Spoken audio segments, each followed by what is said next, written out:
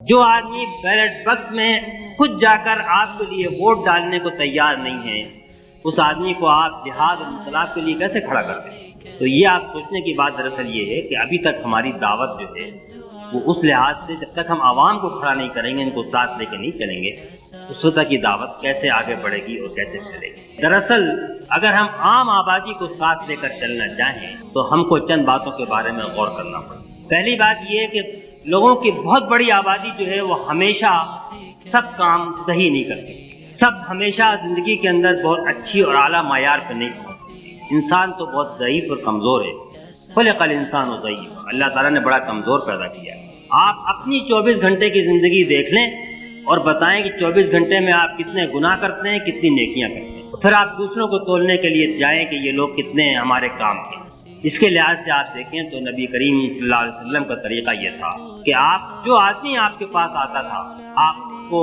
اس سے کام لینے تھے۔ جب تک ہم اتنی وسعت نہیں پیدا کریں گے کہ ہر طرح کے لوگوں کو اپنے ساتھ لے کر چل سکیں، جو آدمی بھی اللہ کے دین کے لیے کچھ کرنا چاہتا ہے، کچھ وقت دینا چاہتا ہے، کچھ پیسہ دینا چاہتا ہے، کچھ محنت کرنا چاہتا ہے،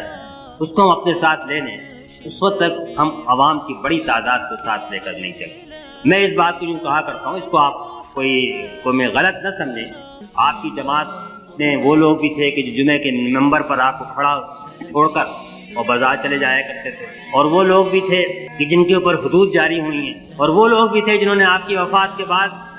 اسلام چھوڑ دیا، مرتد ہو گئے۔ یہی وہ قوت تھی جس نے کہ اسلام کو اسپین سے لے کر چین تک پھیلا دیا۔ اس کے اندر اچھے بھی تھے، برے بھی تھے، کامل بھی تھے، ناقص بھی تھے، ہر قسم کے لوگ تھے، لیکن سب جہاد کے لیے تیار تھے۔ تو اللہ کی دین کو قائم کرنے کے لیے اگر اس قوم کو آپ کو کھڑا کرنا ہے، اس قوم کو کھڑا کیے بغیر اللہ کا دین یہاں پر غالب نہیں ہوگا، تو آپ کو یہ سوچنا ہے کہ ہم آبادیوں کی آبادی، بستی کی بستی، ہر قسم کے لوگ ہوں گے اس کے اندر، اس کو ہم اپنے ساتھ لے کر کیسے چلیں۔ جب تک آپ یہ نہیں غور کریں گے، نہیں سوچیں گے، ہم وہی 5000 سے 7000 10,000 ہو جائیں گے، اس سے آگے نہیں بڑھ سکتے۔ اور جہاں آپ نے اس بات پر غور کیا کہ سب مسلمان ہیں، یہ سب ہمارے بھائی ہیں، ان میں سے ان کے اندر ہم کو صرف یہ شعلہ پیدا کرنا ہے کہ دیکھو اللہ کے دین کے لیے کام کرنا ہے، کھڑے ہو جاؤ، اور پھر ہم کو اس میں سے جو جیسا بھی ہے اس کو بہتر بنائیں گے، اصلاح کریں گے، خرابی کو گوارا نہیں کریں گے، واعظ کریں گے، تذکیر کریں گے، نصیحت کریں گے،